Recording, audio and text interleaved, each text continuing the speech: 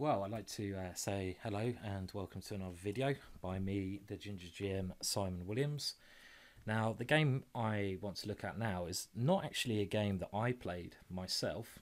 You get a fair few of them, and you get my thoughts. Obviously, it's easier to discuss a game that you played yourself because I can go through my thought processes.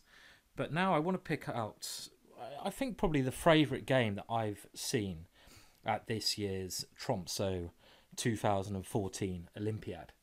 And this is a game between, I think it's fair to say, not two of the most famous players, Kjetil from Norway and Kozul from Croatia.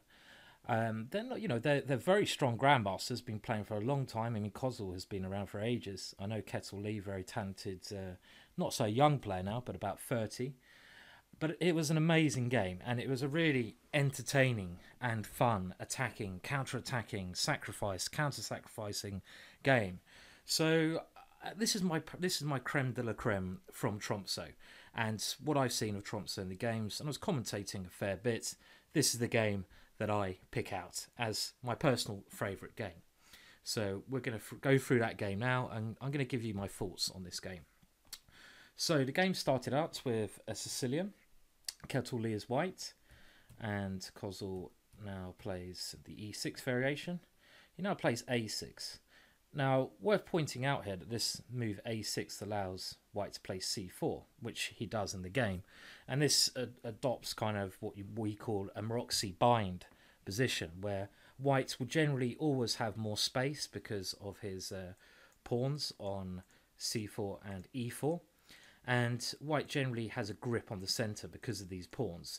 So it's a position I always prefer to play with the white pieces rather than the black pieces. Now, if black wants to stop this idea, then he has to play something like knight to f6 here. And this move immediately threatens the pawn on e4. And then if white defends it with something like knight to c3, he can no longer play the Moxie bind. So that's just the subtle differences here. But anyway, we get a Moxie bind after c4, knight to a6, knight c3, and d6. So black has picked what we call a hedgehog system. Looks a bit like a hedgehog, black has all his pieces sort of waiting on the third rank. Normally, white has the space advantage, will try to push on the king side, sometimes the queen side, and black aims to counterpunch.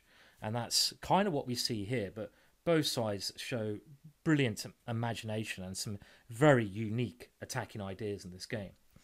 Now, the normal move here is simply bishop to e2, where white will castle and play something like b4 at some stage. Now, this is the normal plan. Even knight to b3 is, being played. But Kjetil plays a very aggressive setup, bishop to d3. Now, this is the most aggressive square for the bishop, looking at h7 in the long run, and a very interesting idea. Now, black plays a rather strange queen move, which I don't fully understand. Queen b6, attacking the knight. White develops and defends the knight. Now, if black was ever thinking about capturing this pawn on b2, well, this looks pretty horrible after the sequence here. Check, bishop d2, queen a3. And this queen looks very precariously positioned on the a3 square. So black instead decided to go queen c7. I guess what black is thinking is that, okay, well, I've stopped white from fianchettoing his dark squared bishop, which is often a good idea for white, because if white can fianchetto his dark squared bishop, both bishops are then pointing towards the king when black castles. Okay, but now we have some more developing moves. The knight should always go to d7 in the hedgehog, worth remembering that, much better square than c6. And white now plays a very aggressive setup. First, putting his rook on the same file as the queen, and then bringing his queen over to the king side, and now pushing with g4. I like that move a lot. It's a nice move. And here it starts to get very exciting.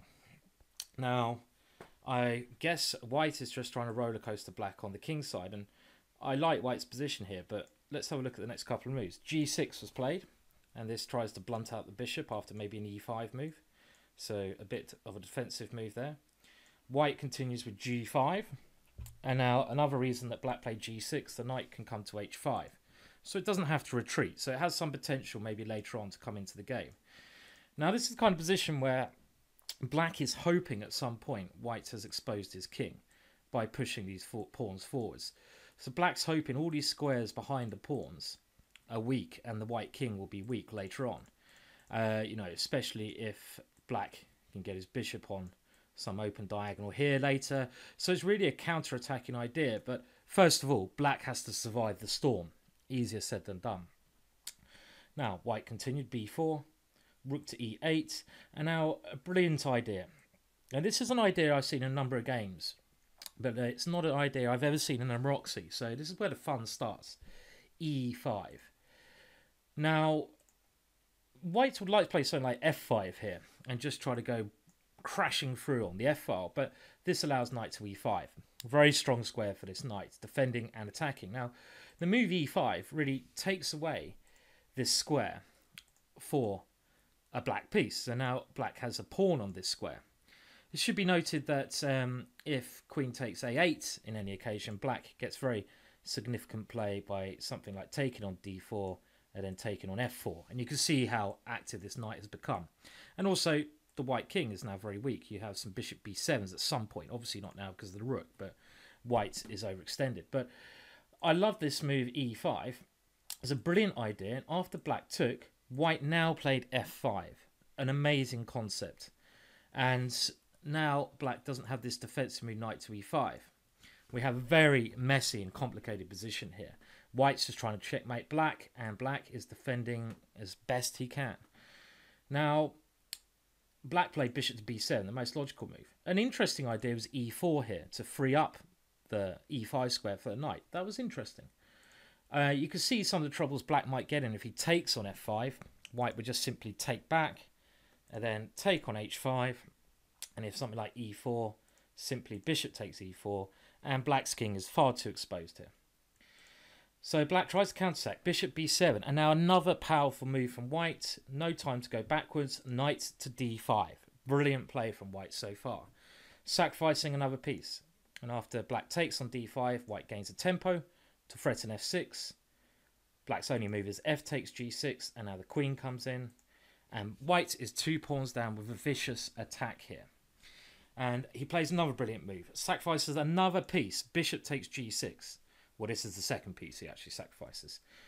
Now, knight to e6 looks tempting, but black can actually defend here with a brilliant defense. Queen d6, and now bishop takes g6. Black can take on g6, and it looks like black is in serious trouble here. And if he tries to defend with some knight f6, as he does in the game, well, something like rook to f6 is going to be crushing. You can analyse yourself. Such a complicated position, but let's just have a look. I mean, knight takes f6, queen g7 mate. If bishop takes f6, then it's going to be mate after queen takes here, king here, queen g7, king here, queen f6, and then queen g7 mate. So this doesn't work, but I think what black was planning was to play queen takes e6 here. A counter-attacking move. And after queen takes e6, bishop takes g5. An amazing position. Unleashing attack on the queen was a significant play because black is going to take on e3 next move.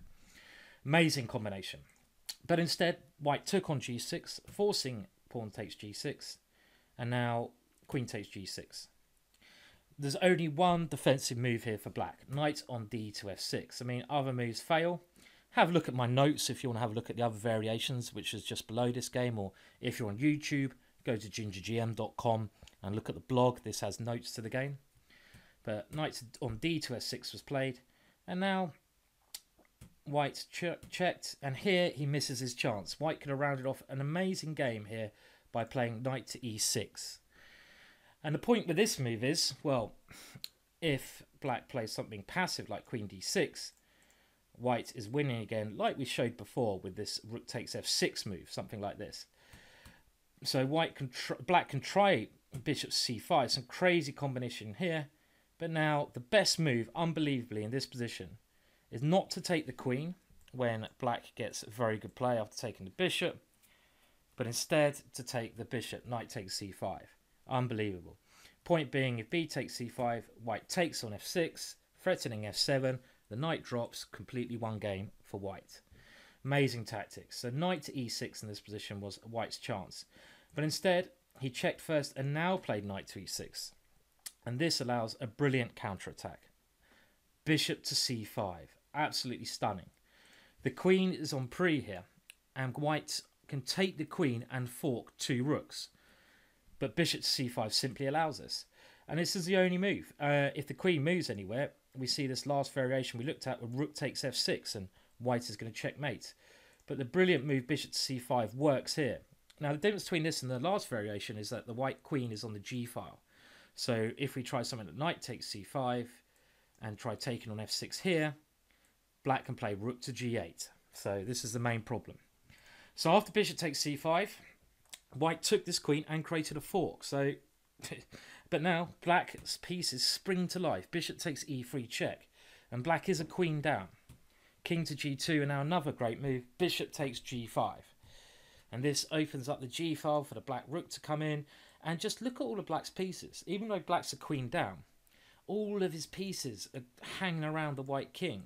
A rook coming to the g file, d4 coming in, opening the light square bishop on b7. So all of a sudden we can see the power of the hedgehog in action here.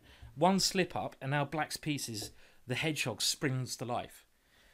So white took another piece, rook takes, and we have one of the strangest material imbalances I've ever seen. 2 rooks and a queen versus a rook and 4 pieces. And, well, let's see the finish. White misses his chance here. After b takes c5, he should have gone rook takes c5. And after d4, check king to h3. And the computer thinks that white is better here because they're at rook c7. But still, incredibly complicated position, obviously.